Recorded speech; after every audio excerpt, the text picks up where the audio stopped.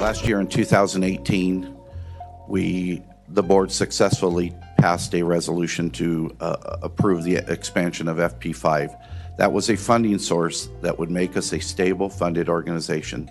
In many cities in our county today, there is a burden on the other citizens well above the 157 or 161 that is put on citizens today in many of our cities, and yet we're arguing about a $4 increase.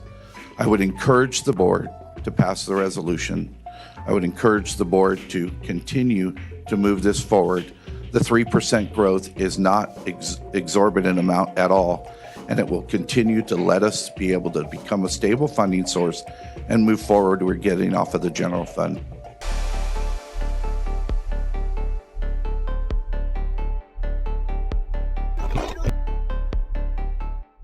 We came out to Yucca Valley and Joshua Tree to hear the opinions of the citizens.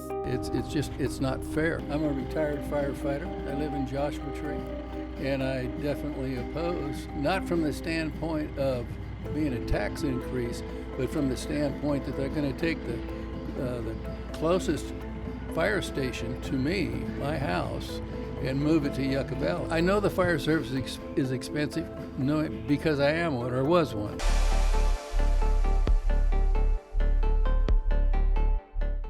Led by local members of the Neighborhood Association, protesters gathered on the corner of 27th Street and Little Mountain Drive. We're all here and we're united in our opposition to this welfare office. Our neighborhood is where we live, where we raise our families, where we play, walk, ride our bikes, drive our cars, go to school, and worship. A welfare office at this site threatens all of that. Remember, we're all here, we're one voice, we're a big family, and we're all here together to tell them that we want a contract. Gracias! If we don't get it, if we don't get it, if we don't get it!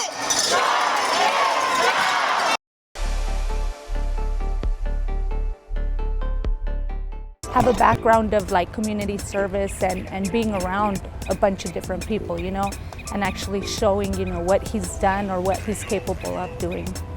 I guess honesty is like number one. You got to be honest with the people, even if it's something we don't want to hear. Someone who knows how to communicate. Well, personal trait is caring and compassion.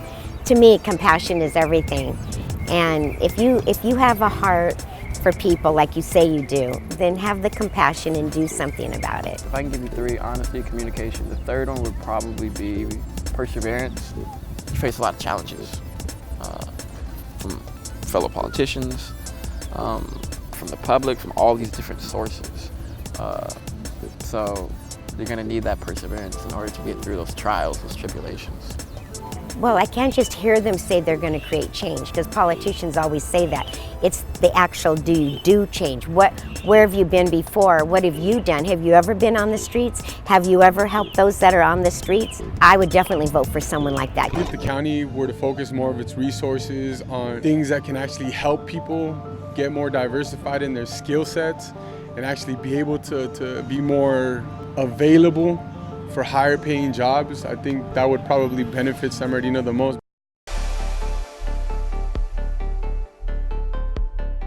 To me, the way I look at it is I'm not homeless, I'm just houseless.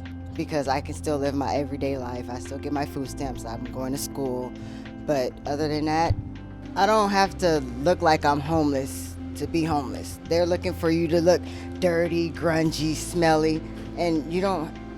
There's a lot of people out here, we're not like that. They automatically judge us before they get to know us or even come down and see where we at or how we're living, what we're doing, how we're trying to maintain. The problem is, the time I was homeless, it was all by hand and mouth. You know, it was all like I did 31 days at a carnival in Lake Paris. I made $310. But that was the homeless philosophy, that $310 I wouldn't have. And if I didn't do it, somebody else was going to do it. So it's having a long-term solution instead of just stopgap measures. Someplace where they can go to work or get trained to go to work, because a lot of them just don't have any skills that are, worth anything.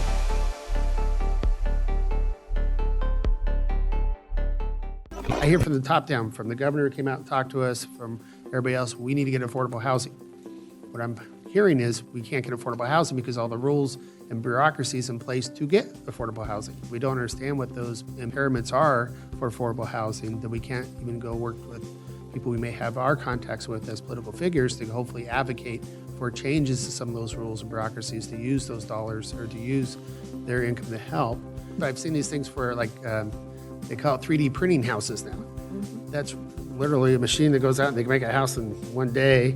That's a 1-bedroom, bathroom, kitchen, and a living room for like $15,000. Our mission is to get as many people housed for a little amount of money as possible and give them a chance to get their life back under control. So